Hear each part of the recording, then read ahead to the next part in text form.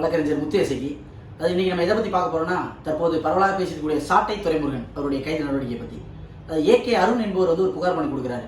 நடந்து முடிந்த விக்கிரவாண்டி இடைத்தேர்தலில் சாட்டை துரைமுருகன் பொதுக்குழு மேடையில் மறைந்த தலைவர்களை பற்றி அவதூறாக பேசியதாகவும், இரு சமுதாயத்தினிடையே பிரிவினை தூண்டும் விதமாக பேசியதாகவும், பட்டியலினத்தவர் குறித்து இழிவாக பேசியதாகவும் இவர் மீது வழக்கு பதிவு செய்து திருச்சி மாவட்ட சைபர் கிரைம் காவல்துறையினரால் இவர் மீது வழக்கு பதிவு செய்து குற்ற எண் 34/2024 பாரத நியாய சங்கீதா 2023 பிரிவு 196 கிளாஸ் 2, 192, 353, 111 கிளாஸ் 1 கிளாஸ் 2 மேலும் பட்டியலினத்தவர் குறித்து இவர் அவதூறாக பேசியதாக SC/ST act section 3 class 1 class R class S இன் கீழ் இவர் மீது வழக்கு பதிவு செய்யப்பட்டு இவர் நீதிமன்றத்தில் ஆஜர்படுத்துவதற்காக காவல்துறையினால் அழைத்து வரப்படுகிறார்.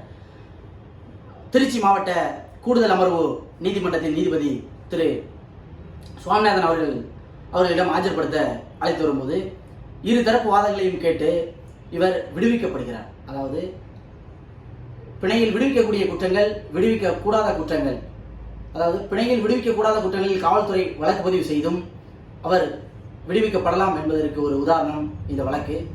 மேலும் பிணையில் விடக்கூடாத குற்றங்களுக்கு காவல்துறை வழக்கு பதிவு செய்யும் போது அதை எவ்வாறு கையாளுவது, நீதிமன்றம் அதை எவ்வாறு செயல்படுத்தும் என்பது குறித்து இனி வரும் பதிவின் மூலம் நாம் காண்போம்.